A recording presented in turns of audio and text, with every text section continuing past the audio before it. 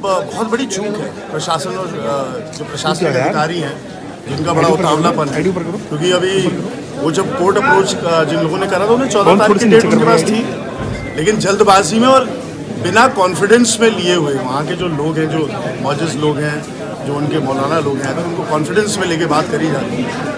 आप एकदम वहाँ पहुँच जाते हैं और बिना इन्फॉर्मेशन के और ऐसी कार्रवाई को अंजाम दिया, लेकिन अनुचित हुआ जो भी हुआ। आज आज़ादी के बाद से आज तक कभी हल्द्वानी शहर में ऐसा हमने कभी नहीं देखा।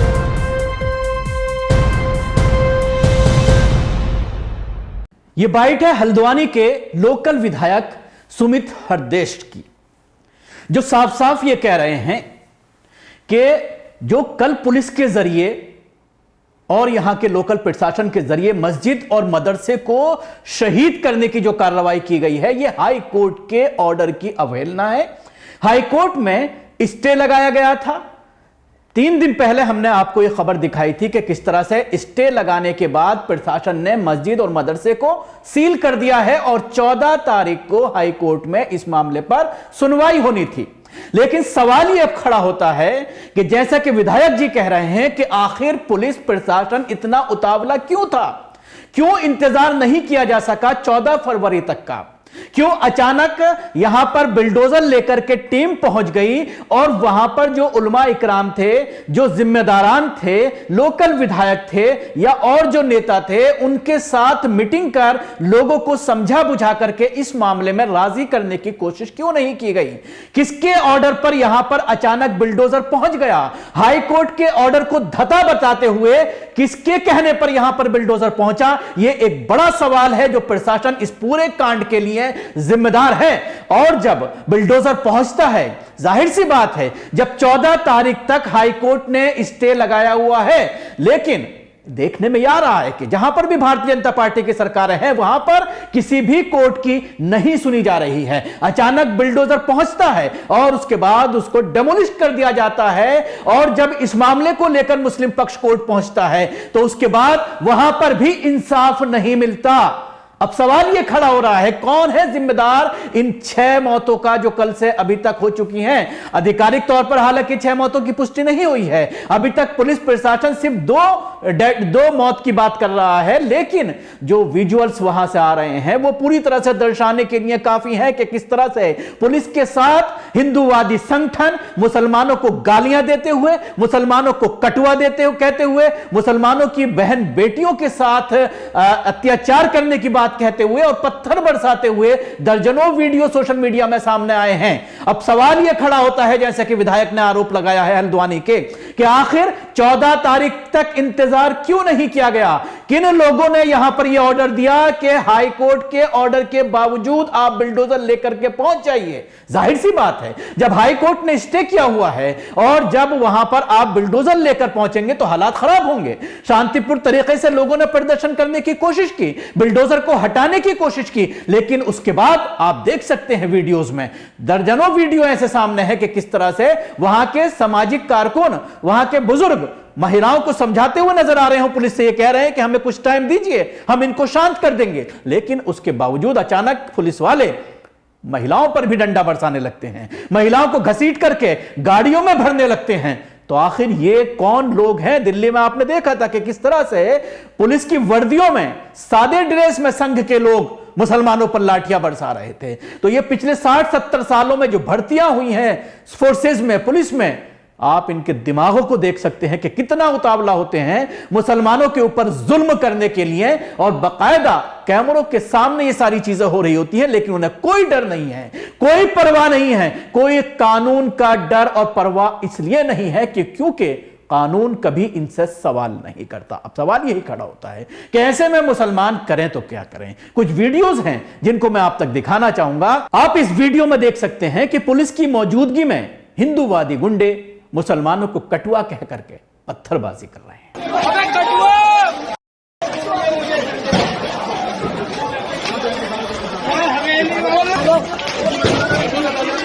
दूसरे वीडियो में आप देख सकते हैं कि पुलिस खुद पत्थर चला रही है और मुसलमानों के ऊपर पत्थर का इस्तेमाल कर रही है। लेकिन कल से ही आप मेन स्ट्रीम मीडिया में देख रहे होंगे कि सिर्फ मुसलमानों को पत्थर बरसाते हुए दिखाया जा रहा है।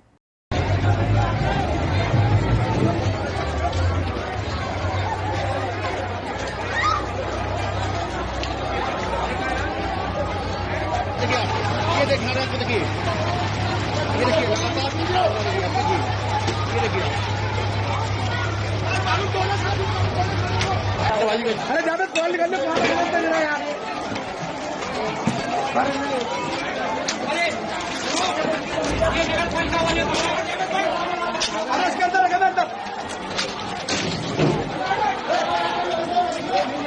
इस तीसरे वीडियो में आप देख सकते हैं कि किस तरह से नारेबाजी करते हुए एक ऑटो को पलटा जा रहा है और उसके बाद मुसलमानों के ऊपर पत्थरबाजी की जा रही है। इनकी भाषा और इनके कपड़ों से आप पहचान सकते हैं, जैसा कि नरेंद्र मोदी भाषण में यह कहते हैं कि कपड़ों से पहचाना जा सकता है, तो इनको भी आप कपड़ों से और भाषा से इनको पहचान सकते हैं कि ये गुंडा मवाली, ये आतंकी कौन है।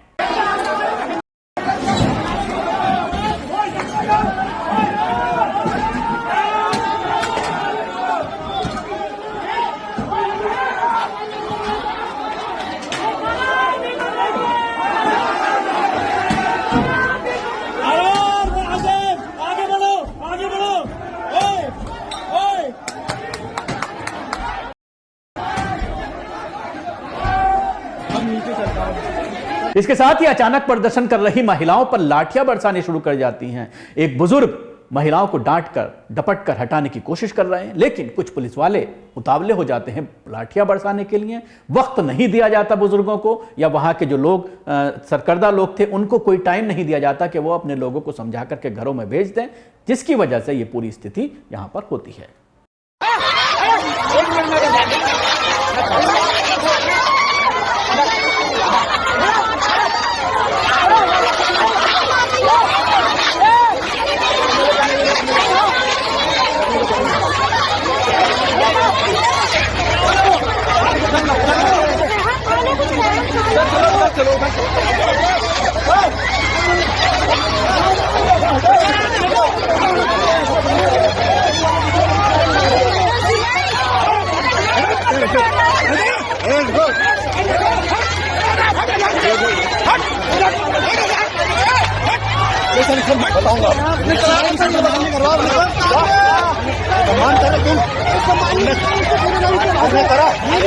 इसके साथ ही पुलिस ने सीधा मुसलमानों पर लाठियां बरसानी शुरू कर दी। आधा दर्जन लोगों की मौत की खबर आ रही है, हालांकि आधिकारिक तौर पर सिर्फ 2 मौतों की पुष्टि हुई है।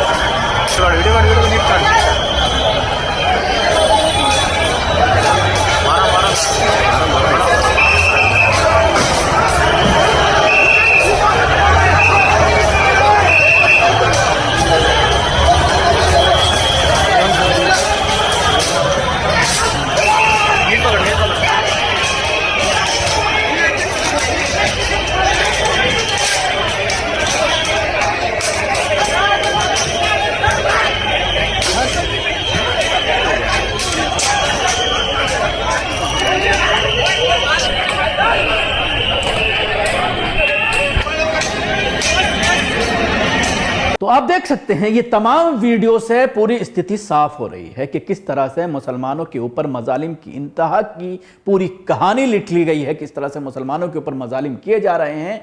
अब ऐसे में जब कोर्ट के जरिए स्टे लगाया हुआ है तो क्या हाई कोर्ट इसमें कोई एक्शन लेगी? सरासर नहीं लेगी, क्योंकि यह मामला मुसलमानों की मस्जिद से जुड़ा हुआ है। अगर किसी मंदिर का ऐसा मामला होता तो उसको बनवाने का ऑर्डर दे दिया जाता, जिस तरह से दिल्ली में हमने देखा था कि हाई कोर्ट के जरिए रविदास मंदिर को किस तरह से बनाने की ऑर्डर दिया गया और उसके बाद प्रशासन ने उसको बाकायदा बनवाया भी, क्योंकि वो मामला SC ST से जुड़ा हुआ था और उसकी वजह से प्रशासन मजबूर हुआ यहां पर बनाने के लिए। अब सवाल यह खड़ा होता है कि इसकी किस तरह से जांच होगी।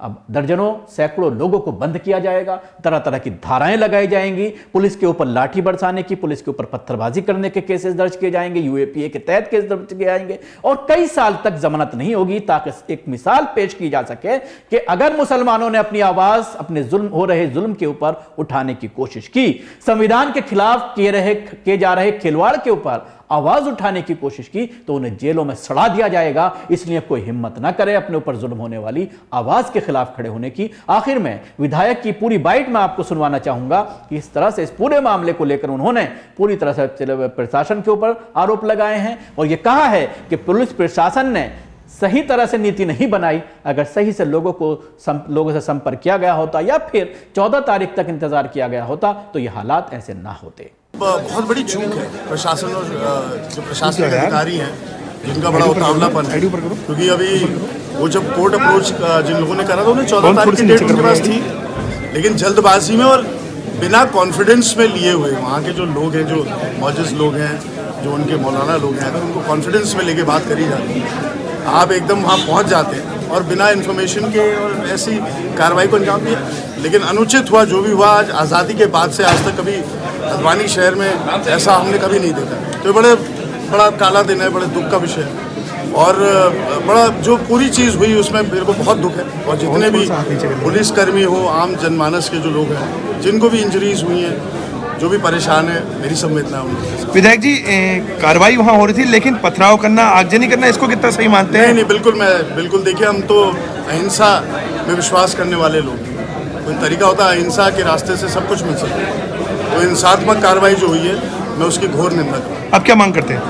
नहीं, मेरी मांग है कि इसकी पूरी जांच हो कि इसकी जो शुरुआत हुई ये कैसे शुरू हुआ, और ये जो उतावलापन कुछ प्रशासनिक अधिकारी बहुत बड़ा अपने को समझते हैं, और बिना, क्योंकि लॉ एंड ऑर्डर सबसे बड़ा विषय होता है प्रशासनिक अधिकारी, और आज उस विषय में वो फेल हुआ। क्या मुख्यमंत्री से आपकी बात हुई है? मेरी मुख्यमंत्री जी से 2 बारी वार्ता हुई, मेरी पहले भी उनसे वार्ता इस विषय में हुई थी, और उन्होंने अपनी चिंता जताई, और उन्होंने मुझसे यही कहा कि आप जितने लोगों से आप कह सके, तो मैंने जितने लोग को संभव थे, जो सीनियर लोग हमारे थे, हालांकि वो तो एक मॉब थी, किसी की सुन नहीं रही थी, लेकिन आज क्योंकि एक कोई मौलाना साहब उनकी मृत्यु भी हो गई थी, तो जो यहाँ के शहर के जो बड़े मौलाना थे वो यहाँ मौजूद नहीं थे, अगर शायद वो होते तो आज शायद ये स्थिति नहीं। दोषियों पर कार्रवाई होनी चाहिए, इसे बिल्कुल। देखिए, दोषी जो भी है, देखिए शुरुआत हमें करनी पड़ेगी कि कार्रवाई की शुरुआत किसने करी, उनका दोष क्या, उनकी कमी क्या रही है। बेचारे पुलिस बल जो ये ले गए, ये पुलिस के लोगों को जो चोट लगी है उनके कारण से लगी है ना, तो ये बहुत बड़ा एक इस पर पूरी जांच बैठनी चाहिए,